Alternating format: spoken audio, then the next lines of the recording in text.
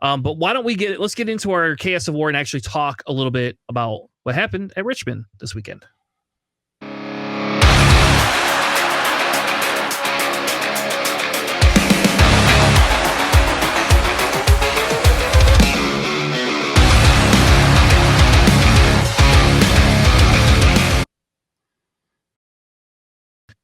Welcome to our Chaos of War.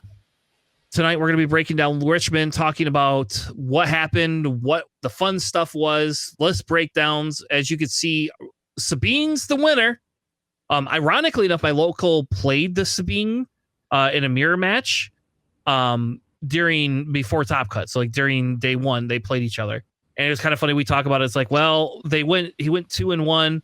Or Will went 2-1 against them, and like what would have happened if the individual had just had a little bit better of a draw or something and could have won that game, because Will went pretty much undefeated. Like, I mean, I think he had one loss or something like that till he hit the Top Cut.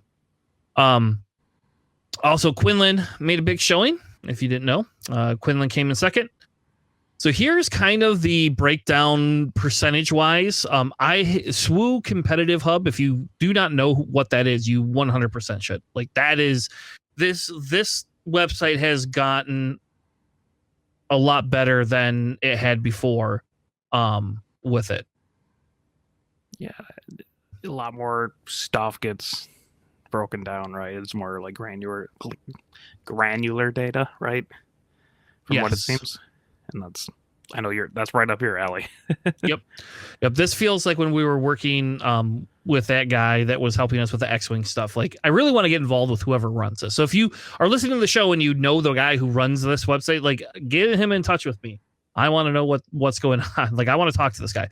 But as you can see, the meta felt very healthy, right? Like, I don't know, Alex, I guess you're not there, so your opinion probably matters a little bit more than mine does. Like, this feels a very healthy. So day one, Sabine only made 10% of the meta. Voss was 9%. Cad was 7%. Han was 7%. Anakin, 6.5%. Luke, 6.5%. Vader, 4.5%.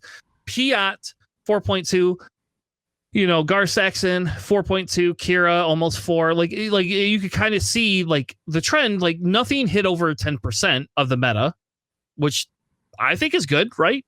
And right, there's like, yeah, which is obscene for like the card game, right? Where one deck is not even 10% of the decks that are brought. Yeah. So I like this. This is cool. Like, obviously the Luke and the Vaders, they're kind of showcase hunting, right? Like that I will definitely inflated for showcases. Yes, I will say that like the Luke Data Vault decks like are not bad. Those are not actually bad decks though. Those are still even after the Jango ban, those are still pretty good decks. Yeah. I know they did better into the Jango meta, but like I still think they have quite a bit of legs. Vader we hadn't really seen, though one of the guys took Vader to top 64. So I mean, there's that. Like, I don't know. I'm kind of tempted. Locals. There's data vault Vaders everywhere. Everybody's practicing to win that showcase, I guess. Like, well, not even just. I think it was like 2 weeks ago. We had 5 out of 8 players playing data vault, and 3 of them were Vaders or something like that. It's wild. Yeah, data vault is becoming a bigger thing, and we probably won't talk about that too much tonight, but maybe that'll be like part of our episode in a week or two. I do think it's interesting, because like eventually ECL is going to rotate out, right? Like, it does rotate out, and everybody used ECL, and now all of a sudden, oh hey, look, we got data vault, so we got Colossus, and I think some of these bases are becoming more popular than we thought. If you move on to day 2, Quinlan had a very overly healthy percent of 17. Yeah, 17%. Kira, 14%. Han came in at 12. Sabine, 12. 10% for Cad Bane. And look, there's Vader at 6.3, baby. That's exciting.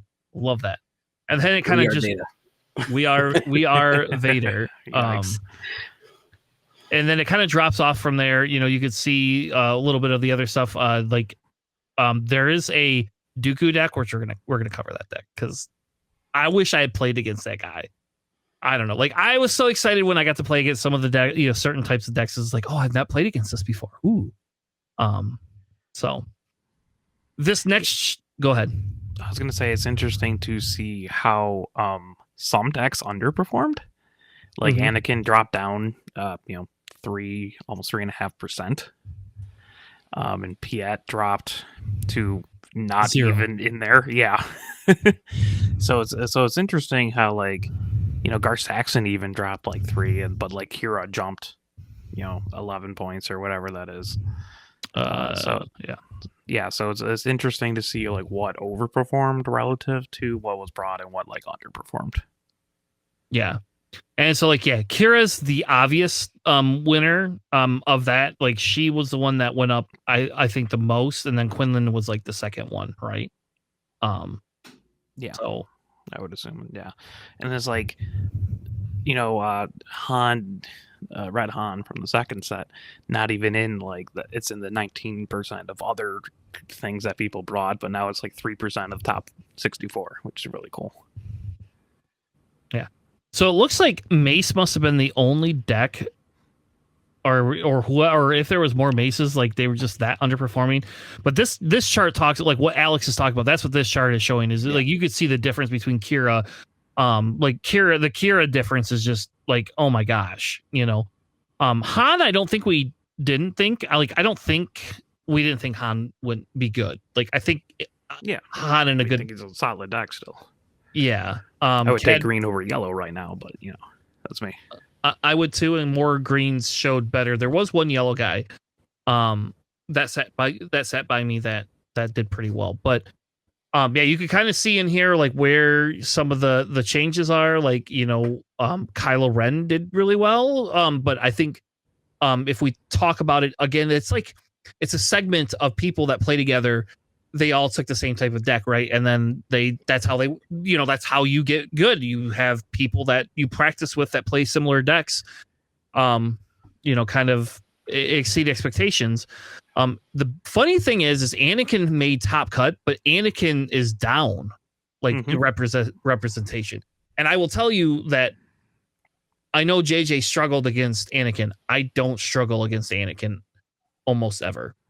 Because it looks like he was the 5th most popular leader, right?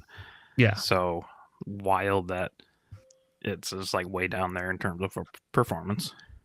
Yeah. So I don't know. I think these are interesting. This is gonna shape the meta for Minnesota and for next weekend for Italy. I will be very interested to see if we see similar statistics, or if somebody is able to find something. If we know Kira and Quinlan and Han are the big bad guys, I think teching against Sabine is just standard, right? Like you don't really tech against Sabine, you just tech against aggro, and usually she fits into that. Yeah. But teching against a Quinlan is a little bit different. And when you start teching against Quinlan, does your game against Kira and Cad get worse? And are we going to see more Cads? So this is the top sector. So as you can see, there was Phoenix, by the way, is the Anakin Blue. That also was an Arrowbrook Gaming gentleman. We talked a little bit about that earlier, but he's from Destiny. So I don't know him, but I kind of know, I know who he is just through playing in Destiny. But I was a little surprised with the Anakin beating the Han. I didn't think that happened usually, but it did. So I mean, it's kind of weird, I guess. The problem with Anakin is if you don't have a way to deal with his leader decently, he just kind of wrecks everything. Yeah. So maybe they didn't have the cards that are able to deal with him, like they didn't have enough exhaust or something, or they got behind on board presence. Because Anakin just trades up really well, so maybe that happened. I don't know. Yeah, as you can see, there was a Quinlan off. The guy that took the Quinlan, Mikkel, I think he was undefeated actually in Swiss. I believe so. So it's a little crazy to see him lose. He lost. Well, I guess we'll get into the list in a minute. But if you go back and watch the stream, it was essentially timely interventions were the end of that guy's world. So the Han beat out the Kira, which that's a little unusual. I've not seen that before. Usually I would have thought kind of Kira had a little bit of an edge on Han. But Green Han's pretty fast. Yep, Greenhound can just really wreck your day.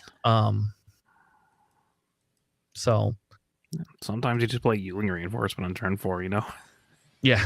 That's tough to deal with. So then here's kind of a breakdown first through second. We'll skip past that. Let's get into, this is the Sabine deck. Very standard Sabine deck minus the fact that they only had 2 Chewies. And they ran 2 Timelies main deck, which they had been doing that, by the way, before. That's not like a new invention. That was something they used to do, but for whatever reason, people went away from that. So I don't know, Alex. Do we want to cover every deck like in detail? I don't know if we need to or not. I mean, we should at least cover the winning deck, right? Regardless of how much we have to say about it.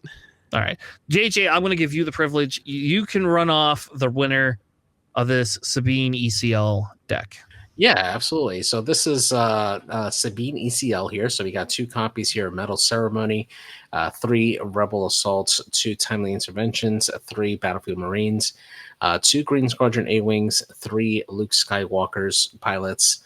We got 3 copies of the Phoenix Squadron A-Wings, 3 Sabine Wrens, 3 Cassian Andors, 3 Fleet Lieutenants, 3 Sabine's Masterpieces, 2 Sindari Peacekeepers, 2 Wing Leaders, 3 For Cause I Believe In, 3 K2SOs, 2 Darksabers, 2 Chewbacca's, 3 Poe Damerons, and 3 Wreckers. And then in the sideboard, we have 2 Confiscates, 2 Bright Hopes, 1 additional Sundari Peacekeeper, 3 Fighters for Freedom, and then the last one is Heroic. Heroic Sacrifice. Yeah, Heroic Sacrifice. There we go. That's the word I can read. So definitely a nice mix up for the kind of new standard Sabine decks that we've seen.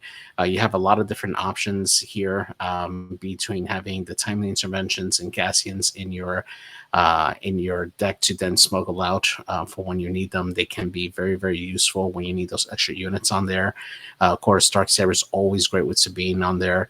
And then having that Wing Leader as well as space units to not only at least provide you some presence on the space side, but also giving out experience units to your Rebel units, especially Sabine when she deploys. Having a Wing Leader there to help buffer along with a Darksaber can make her extra deadly on there. And then also having that Fleet Lieutenant to further buffer up, and the Sundari Peacekeepers to give you that restore to keep your base health up while you're setting up for that big attack can be really, really good. It's interesting to see not having any real saboteurs in this particular list, since you do have to still contend with some sentinel units that can slow you down. And on top of that, you don't have really any overwhelm here, but you do have quite a lot of different options here to really push damage through. And if your opponent's not ready for the fast pace that this can play, they're going to have a hard time. So well done coming in and winning the event. Yeah, I don't have outside the Timelies. I mean, Timelies won him, I think, like the game. So I don't have anything else to say. I think Timely is going to push people to start bringing Scanning Officer. So welcome to what are you running Scanning Officer again? I'm actually surprised that Fighters for Freedom isn't a main deck on here because it's just so good with Sabine, and you have a decent amount of red cards on here. But I get having the Sundari Peacekeepers is really good to just keep your health up when you're. Yeah, I think the Sundari Peacekeepers are a must, right? Like I think the problem is this deck has not enough space for everything. I think if Chewbacca didn't exist, you would see those Fighters for Freedom in there. But because Chewbacca is a thing, he's kind of hard thing to ignore. Yeah. Those Fighters for Freedoms are super good though against blue decks. Yeah. Yep. They ruin my village protectors. That's so sad. Yep. They don't. Your village protectors just cry a little bit. They show up, and then they cry. Yeah, all the village people are the village people cry when the freedom fighters show up. So they must be on the wrong side. Should have went west. All right. Runner up was the Quinlan Voss Tarkentown. Alex, what is that deck? Yes, Quinlan Tarkentown. Kind of hyped up to be like, hey, this is the next like big thing, right? This particular one is running triple Force Throw, triple the Hotshot Blasters, triple Crafty Smuggler, triple the Green Squadron A-Wings, triple L3, triple Sabine, double Bamboozle, triple Spark of the Rebellion, double Surprise Strike, triple Cassian, double Main Deck Disabling Fang Fighters, triple Gorilla, the Gorilla Soldiers, the indirect damage one. If you take it to base, they ready up. That's pretty cool. You don't typically see that too much in Quinlan. Triple of the 3-cost Yellow Falcon, triple Ahsoka, triple Kira, triple Plo, double of the 6-cost Yellow Falcon, and then triple Han Solo. In the sideboard, you got double Greedo, double Open Fire, 1 Tech, 1 Cunning, double the Shadow Tanks, 1 Change of Heart, and 1 Mace Windu. Just have a bunch of one-offs, I guess.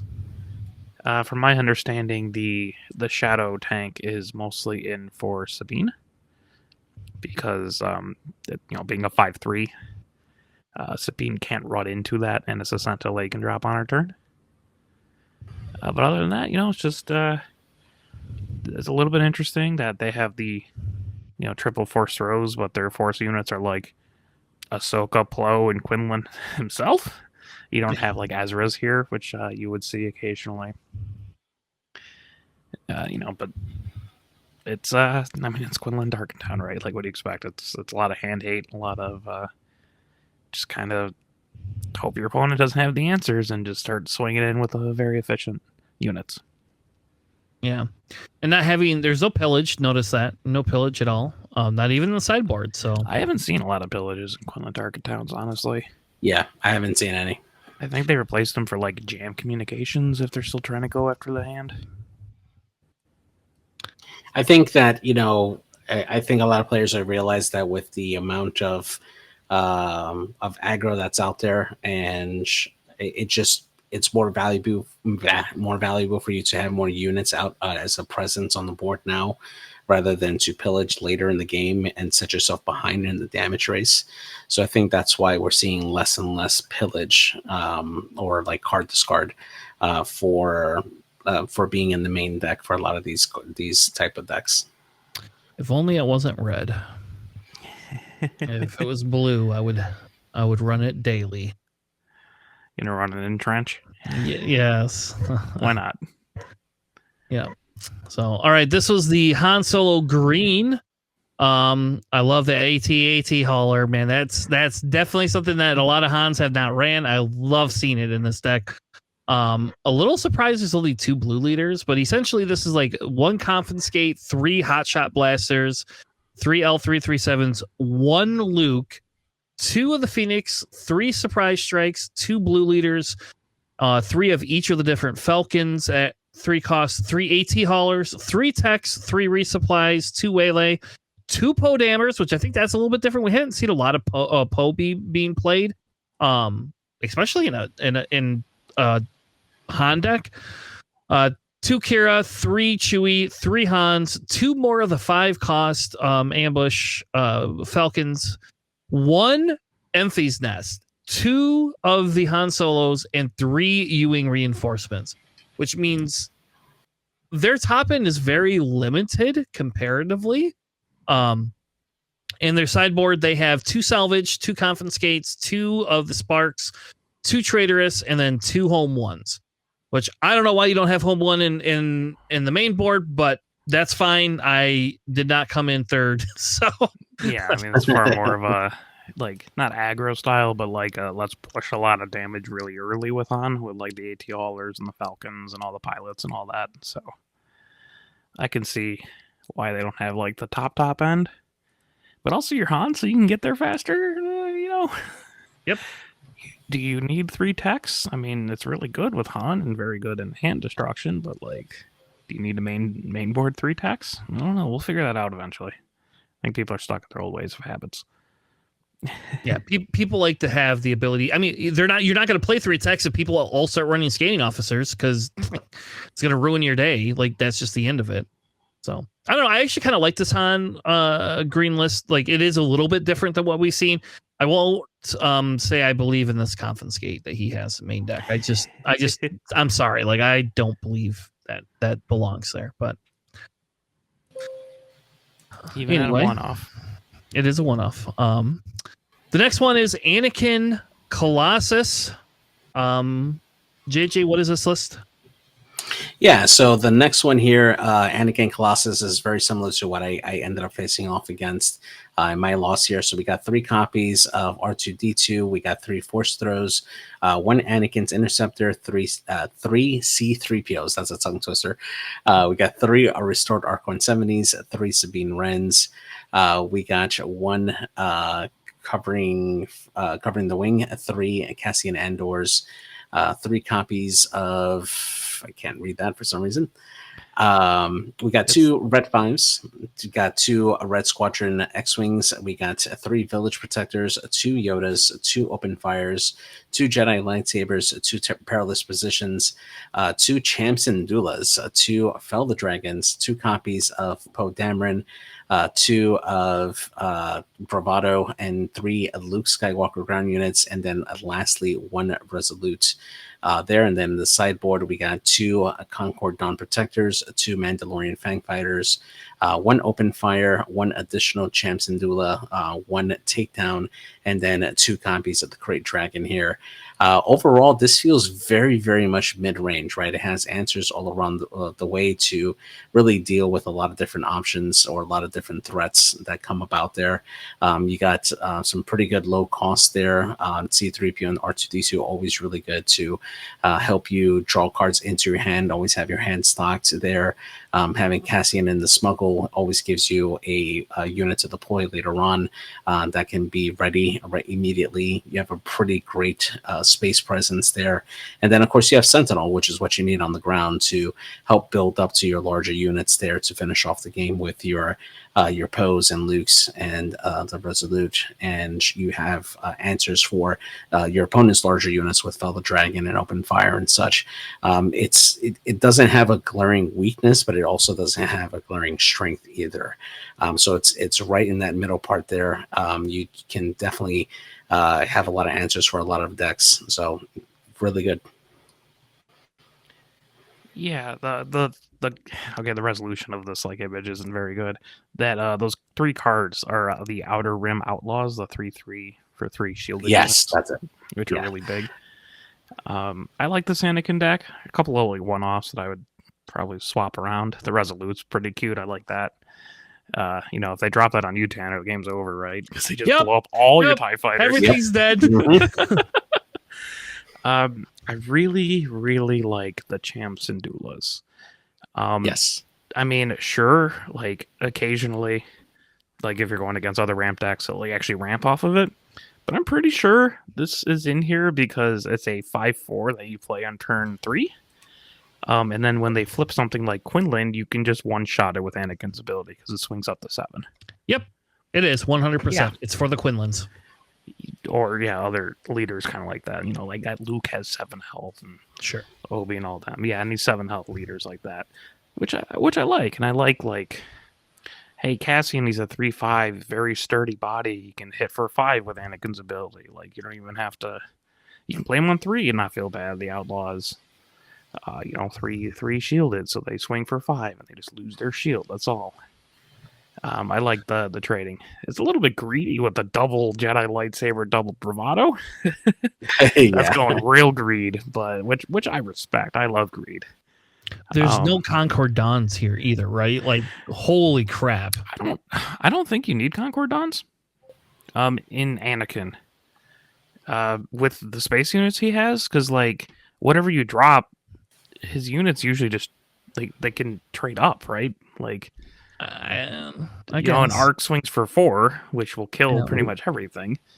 The red 5s do damage to damage units, which is nice. They can hit above their weight, and then you have, a couple perilous positions, I guess, a couple of force throws or whatever. I wouldn't say they're. I'd probably have him in the sideboard like he does. I don't think it's weird that he doesn't have the Concord Dons. Because essentially, most of your units are doing what Concord Dawn does. I guess in space. This guy is all the Quinlan that I lost to. This is they're teammates. They they rode together. So like this is, you could tell there's some of that, this tech in here is for that Vader swarm type thing. That Resolute definitely is for that type of thing, right? I love it.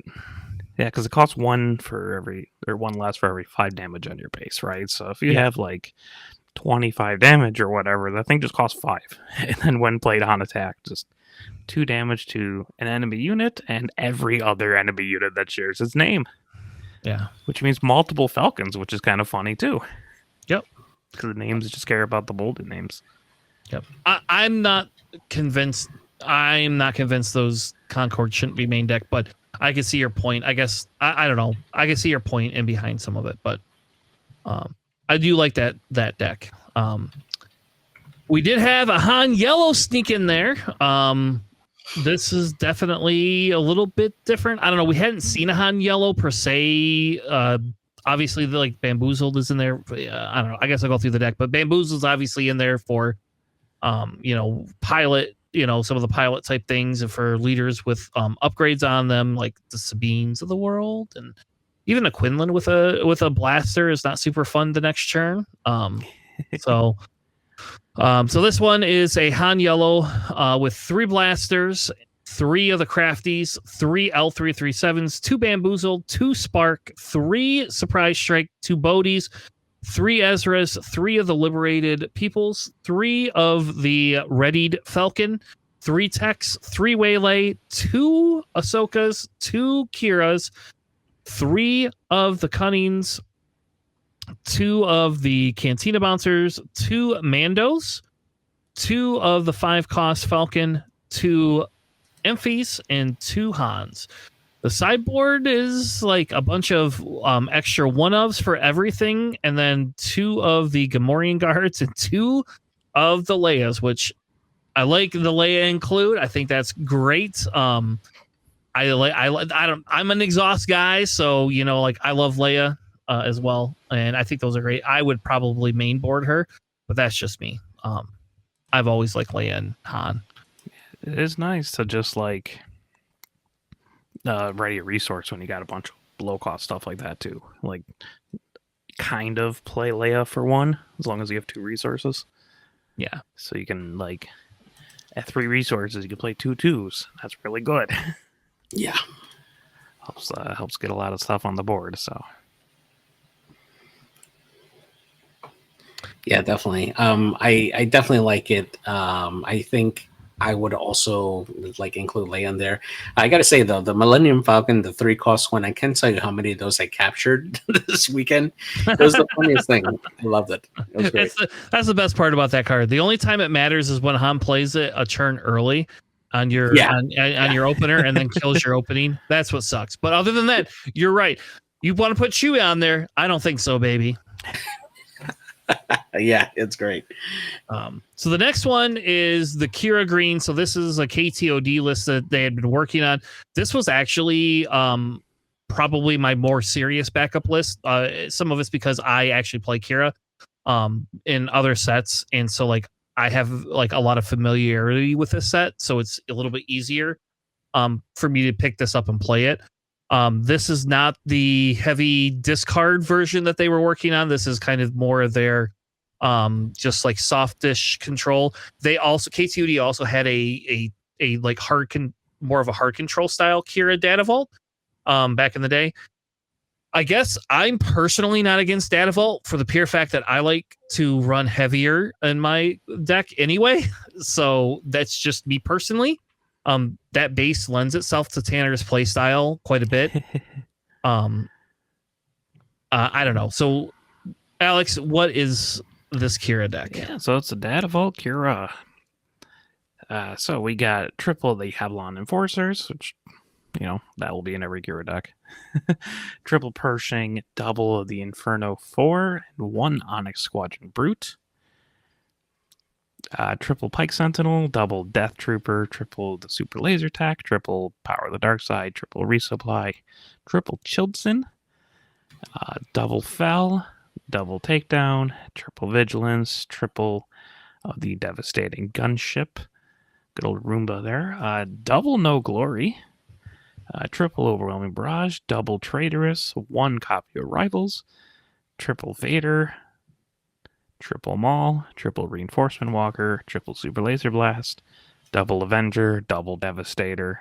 In the side, you have 3 copies of Top Target, the 3rd No Glory, triple Palp's Return, double Relentless, and 1 Annihilator, which I can respect. Yep, I mean, I love that's it. a really good sideboard. I like that sideboard a lot. Yeah. I don't know what you... If you were to put the 3rd copy of No Glory in there, what else you would side? Probably a 2nd Annihilator, I guess, but... Or maybe like a 3rd Avenger, 3rd Devastator, or something like that. Or Snoke's. No Snoke in this list. Yeah, that's like a thing. That's a thing now. Like people are just not running Snoke. I think it was a meta call. I think Snoke comes back in now. I mean, like, do you really need the 3 Mauls of the 3 Vaders and the 3 Walkers? You could cut one of. I would cut them all. I don't know if I would cut a Vader or not. Like, and Kira Vader is really good. I think you like. I don't know. I think you cut them all and cut them all. Run a 51 card deck. Yeah, 2 Snokes. And that's for the it's or 61 actually. Ooh. Yeah. Ooh. If it's me, I cut a resupply, just or a super laser tech. That's what I would cut. I would go down 1 ramp, but that's just the double Traitorous. I don't like Traitorous at all, but the reason it's in there is for the same reason Han was running Traitorous, is because it just stops some of these Chewbacca units. Yeah, it just stops some of that. So like, I think unfortunately in this meta we have to have Traitorous, but I would never run Traitorous if I didn't have to. We'll just put it that way. Like, I just would not. Also, like, I don't know if you need 2 fells and 2 takedowns in there. I think that's pretty reasonable. And or maybe you get rid of one of that brute squadron. That could be something that goes. I don't know. It's hard because you have more cards, and like 1 Rivals Fall feels like you have to have that Rivals Fall in there because I think you just need it. Yeah, heaven forbid if you draw it early though. Yeah, it's a dead card in your hand for everything. 5 turns. Yeah, at least. So like, I think maybe the Rivals Falls would sit in the sideboard. I think maybe that's what I would do. I would definitely have that 3rd No Glory in there though. I don't know. That's just me.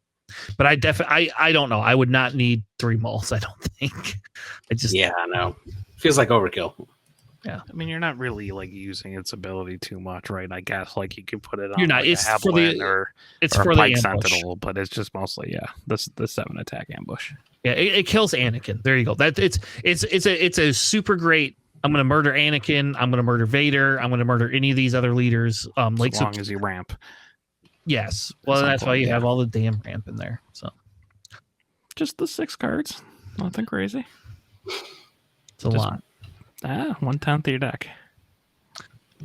So, all right, let's move on to the Cad Bane Tarkin Town. This is the yellow deck that uses the red base, and that's it. That's what I'm going to call it. I'm going to call it the yellow Tarkin. It's got Raiders. Ooh. It's got Raiders. That's it. That's literally the only red card in that whole main board. No, it's got a hot shot. You can pay 1 for the hot shot blaster. You don't have to smuggle it. You're not, though. Very few people are ever doing that. You're always smuggling it out. It's always yellow. But this is actually kind of an interesting deck. I don't know if, like... It's a lot like the one we talked about last week that has, like, a Bounty Hunter synergy, but there's, like, some more twists in this one. There's Bamboozled in this one. There is 2 main deck Bamboozles. Which are tricks, so you can actually just pay 3 for Jabba or if you ever needed to, or just play it for free by dumping a yellow card, which I'm sure is what everyone does. Which is, you can just do that because 90% of your deck is yellow. Yeah, just it pays for itself. I don't know why none of us have thought about this and done this before, but there you go. Like I've had insides for some of my yellow decks. Villain decks. I feel like Bamboozle needs to come into our trench deck, Alex. That's what I feel. I don't see a spot where that'd be useful. I think it would. You don't want to bounce it back to their hand. And you bounce yours. You bounce your own upgrades too. Sometimes you have to. All right, who wants to cover this deck? I don't remember who we're on. I'll take it. So we'll start off here with 3 copies of Greedo, 3 copies of McClunky, 2 DL-44 Blasters, 3 Bazine Natals, 3 Cartel Spacers, 3 Crafty Smugglers, 2 Bamboozles, 1 Sneak Attack, 2 Surprise Strikes, 3 Boba Fett's, 2 Houndstooths, 2 Miss Hunters, 2 copies of Merciless Pursuit, 2 Waylays, 3 copies of Forlom, 2 copies of Jabba the Hutt and Bosk, and then we have 3 Zuckuses, 3 Ruthless Raiders, and 3 Cad Banes to round off the main deck there. And then sideboard we have 2 No Good To Me Deads, 3 Phantoms, 2 Champ Sandulas, 1 IG-88, 1 Aggressor, I should say, and 2 copies of the Devastator. And this is a really nice Bounty Hunter deck. You have Bounty Hunter for days. You're going to be pinking targets constantly with this. You have that Bamboozle for those, Vader decks that are out there, tearing up the meta. And you have a small amount of nice tricks to help you either buff your attacks or just remove a unit that could be problematic from your opponent's side and help you get the edge on their Bosk and units to have on there, along with all these tricks on there. And then of course your bounty hunters with Zuckus and Forlom, they just can clean up really well. And then Cad Bane being able to capture a lot of those units when he comes in with his big power boost can absolutely wreck anything that has any upgrades on it as well. It's just a nice piece of tech to bring out later on in the game, just to prevent your opponent from running away from stuff there. And yeah, just overall really fun, really great Cad Bane deck. Yeah, I like it. I wonder what the Houndstooth really does for the deck, because that's like not something we've seen, right? And I mean, 3-cost space presence for 4/3 is not bad at all, even if you're ignoring the ability. I guess, but like only being 3 health is what's kind of weird. Like, it shoots first if it's attacking an exhausted unit that didn't enter play this time. So, like, I don't know, maybe their first turn play, if it's like an A-Wing, you play the Houndstooth, and then next turn they don't trade. I don't know. I don't know where, like, that's being super useful other than... I don't like seeing it in Vader. How about that? Sure, I guess, but you can just trade like 1 unit, right? Can't you just trade like that first order guy with a raid 1 into it? You can, yes, that you can. You have to have another token unit out though, but yes. I mean, that shouldn't be hard in a Vader deck, right? Like, Tarkin Town is actually Cad Bane Tarkin Town is actually one of the hardest matchups for that Vader deck, in my opinion. See that. It's not just a good matchup. I'm just trying to speculate, like, why. I mean, I guess, I don't know, you could sneak attack it in. That'd be kind of funny. Yeah. I don't know why it's there either. I think it's just, I don't know what you would put in its place. I don't like it, but that's just me, right? Like, it's a play style thing. I wouldn't run that myself. I mean, it is Underworld. Maybe he has hyperfoils of it. Yeah, as I was saying, yeah, that's hard because that's a starter pack card. You actually have to like pull those. Yeah, exactly. Well, no, I like the deck. It's very, like I said, it's very similar to the one we covered last week that I really liked. It's just, I like bounty hunters. They're cool. Jabba's always really fun. Even if you can't afford to pitch a card with Bamboozle, you can still play it for 3 when he's out. That's pretty cute. But it's solid. I'd probably run 2 sneak attacks over 1, but I like my consistency. So the last top 8 deck is another Quinlan Tarkin Town. We are not going to cover this in detail because we've already covered these. This one has Ezra's in it though, so there you go. That's more traditional. And Red 5, which is actually pretty interesting. Yep, we got Red 5 in there everywhere, right? So you'd think it would naturally be in more of those, but this is what got me. The one I lost to had this in there, so. And that, with the Tarkin Town, it just makes your life hell. They also have Plo Koons in here. I don't think the other one had Plo Koon. So it did. Did it? Okay. Yeah. I mean, Plo Koons are just really good, right? Plo Plo Koon's one of the better, fantastic units. Best card we got out of that set. Probably the best out of Twilight. Yeah, Yeah, for sure. It's up there. There's a bunch of good cards in Twilight. But anyway, so that's kind of what this deck is. I don't think we need to go through it. Really now kind of the thing that we have is these are some of the other lists that I feel are possibly a discussion point. I won't guarantee like every single one of these lists should be covered or be used or this and that, but this Kylo Tarkentown, this is what I lost to.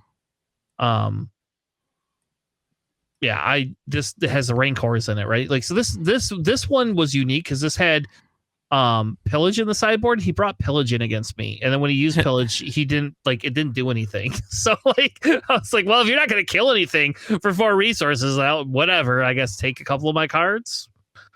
Yeah, do you want me to run through this deck real quick? I think so because I think this deck's actually interesting compared to that yellow one we were talking about before. Like this one feels like it has more legs. Yeah, we haven't seen a red Kylo in a bit, but Kylo Tarkentown, always fun. This one has triple Benthic, double the Guavian Antagonizers, double Mr. Bones, triple the Reckless Gunslinger, triple Daring Raid, triple Force Throw, triple Bo-Katan, the double red one. There is a red villainy one, so that's the double red one. Triple Kylo Silencer, triple MiGs, triple Force Choke, double Armed to the Teeth, triple of the Droid Missile Platform, triple Fifth Brother, triple Von Reg's Tie, triple Fallen Lightsaber, or it's Tanner's opponent. There's like 7 of them. Triple Aggression, triple Aggression, 1 Pillage, double Ruthless Raider, double Wild Rancor. In the side, you have triple Wolf, double Disabling Fang, double the Chaos of War. Hey, it's our segment. The second and third copy of Pillage, and then the third copy of Ruthless Raider. I ran Kylo a lot. He's very fun. I never really did a mono red one because I don't think there was enough cards when set 2 was out to justify that over yellow. But this is pretty solid. I like this a lot. It's very, very just let's go as hard as we can. Yeah. And if you play ground units and they play a MiGs, you kill it. That's what you have to do. But the best part about MiGs is MiGs activates Tarkentown for you.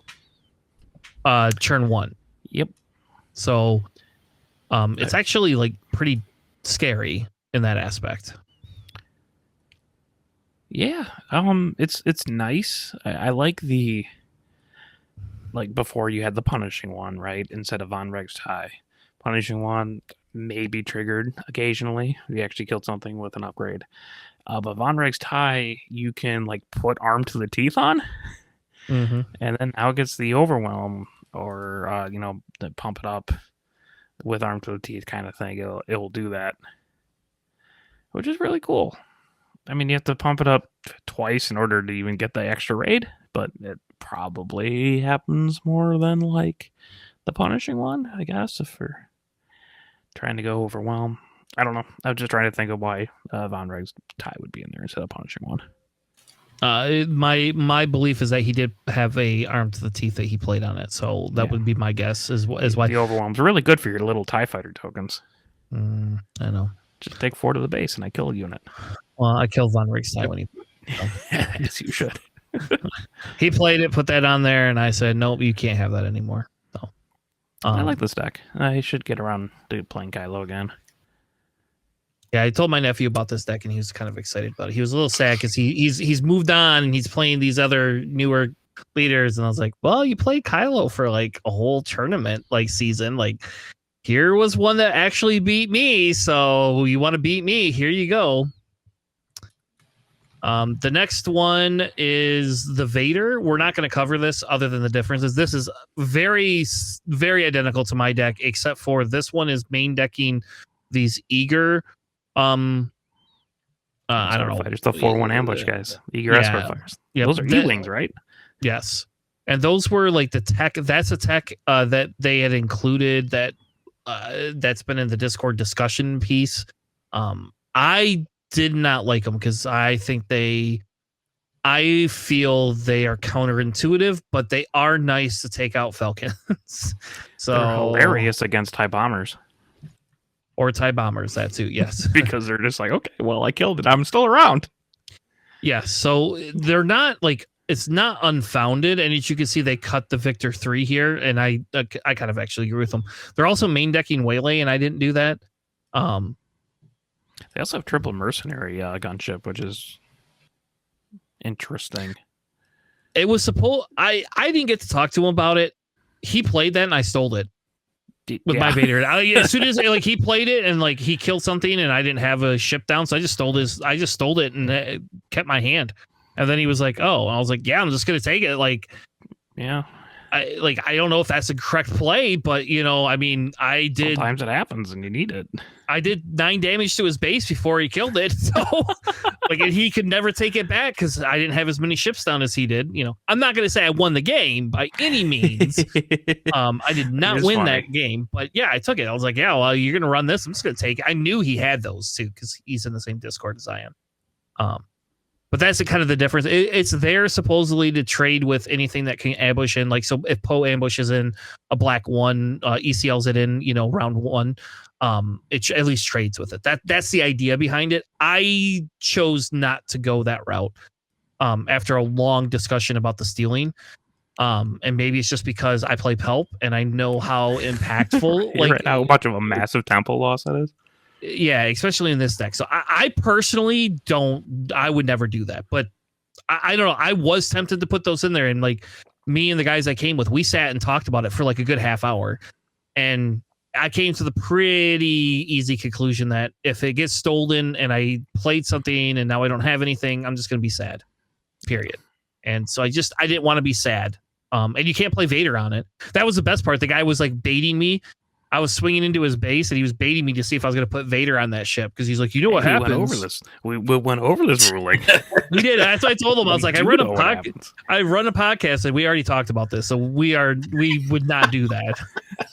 So, and he was like, all right, fair enough. He's like, that's why I let it live so long. I was like, well, it did 9 damage to your base. You probably shouldn't have. So we'll move on from there. There's nothing. He has Bazines in the sideboard, which actually.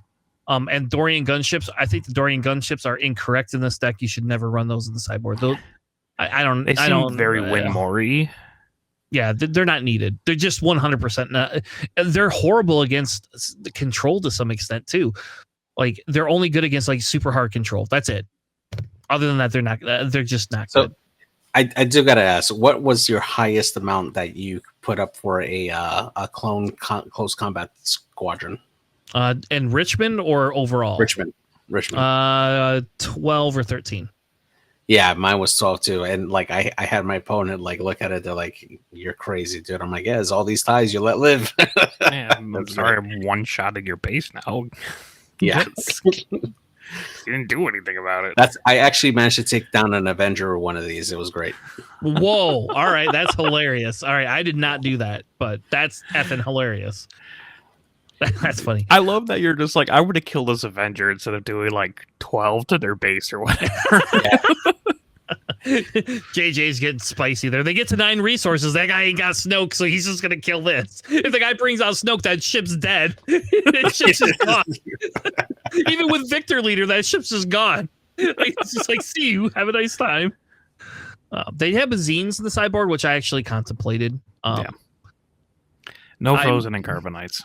No frozen and carbonates. I think like mine would be the frozen and carbonate. I would put the frozen and carbonates in and get rid of those stupid Dorian ships. And I think I might be at Sabine's over salvage. I think that's the correct play. Ooh. Yeah. I'm a little bit iffy on that. Yeah, I just like salvage so much though. Like it's just so good. I play against a lot of control people, so they're just like, I'm gonna kill that clone thing. And I'm like, well, I'm bringing it back. All right, the next one we have, this is Han 2 ECL, which we have not seen do well in anything ever. And here it is. This is Paul Heaver. Now we haven't seen, not Han ECL. I've not seen Han ECL top anything. You go find you go ahead and go find it. This is Paul Heaver's list though. So this is actually I talked to Paul Heaver about this, like because him and Crispy are both on Han. One's on ECL and one's on Data Vault. So we're gonna cover Paul Heaver's list because this is like, I don't know, this feels similar-ish to the Sabine's, except for he's got all these like high-end units that he just brings in, and he's got walkers in here, right? Like, because you can bring it out for 7, you know. Mm-hmm. And I don't know, like this is a hilarious list, and he's got profundities in the sideboard, which we're gonna have to ask him why he's got profundities in the sideboard. Why not, if your game goes long?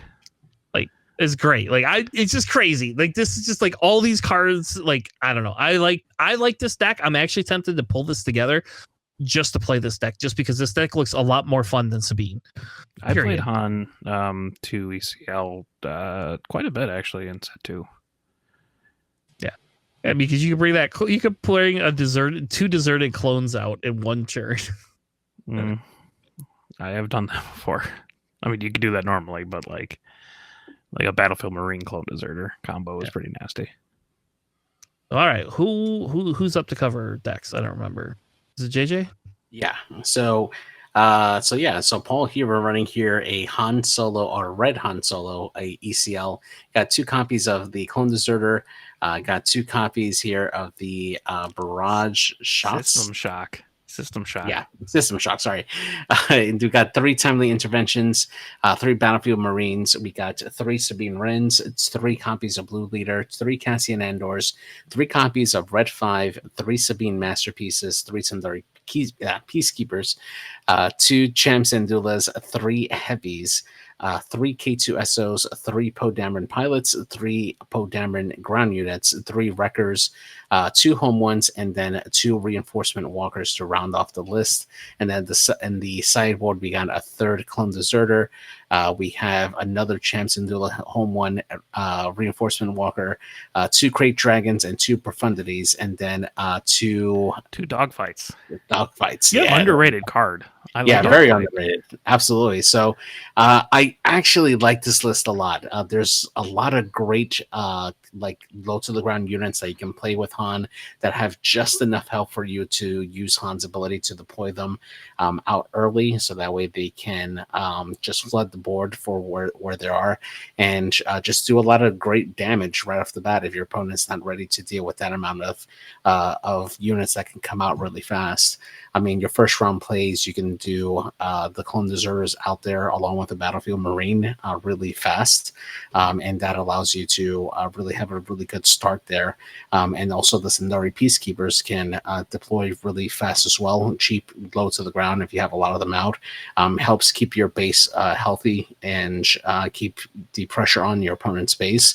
And then Sabine's Masterpiece actually works really well here as well, because you have these aspects here that really brings out the abilities for the Masterpiece. And the ECL is huge with that. Yeah, ECL, exactly. And I love using Wrecker in Han Solo decks as well, especially with ECL, just to do that big spike damage on the ground. Definitely a lot of great uses there. I definitely like the Reinforcement Walker add on to this as well, just having that extra bit of restore available to you if you're taking a little longer and getting your opponent's health down. Just adds that extra bit of effort for your opponent to try to knock that out in order to take down your base. So a lot of great units on here. This is definitely a fun deck. What's really nice and things that aren't like super obvious is you can turn 1 Blue Leader and just take out whatever they played in space because it's got ambush, which is huge. It's 30.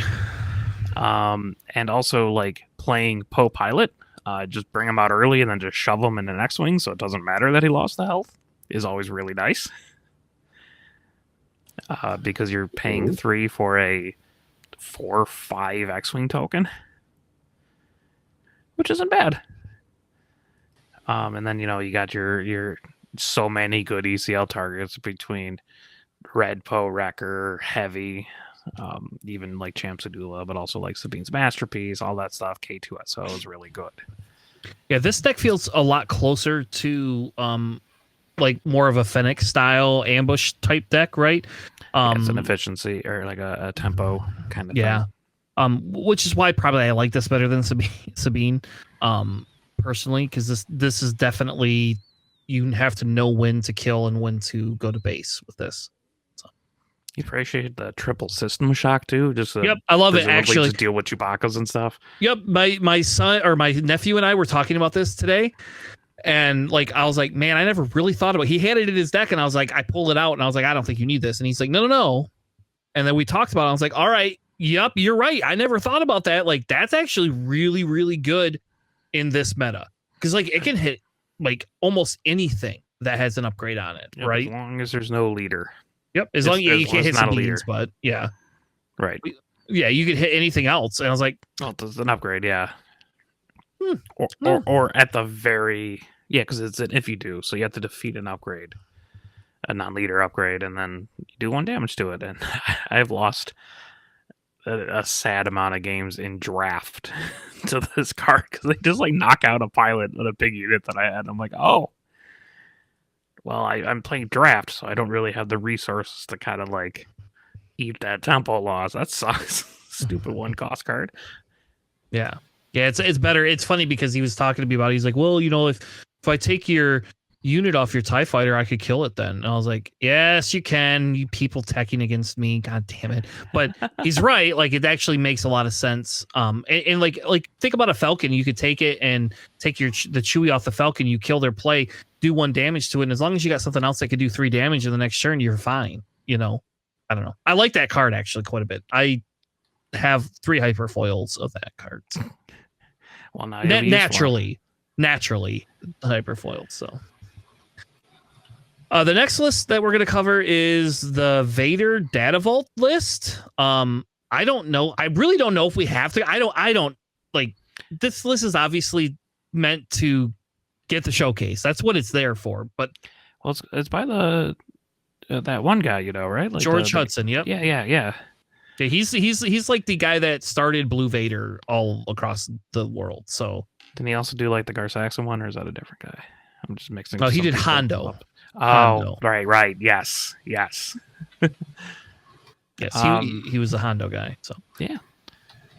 All right, go ahead. Why don't you run over it real quick, and then we'll go from there.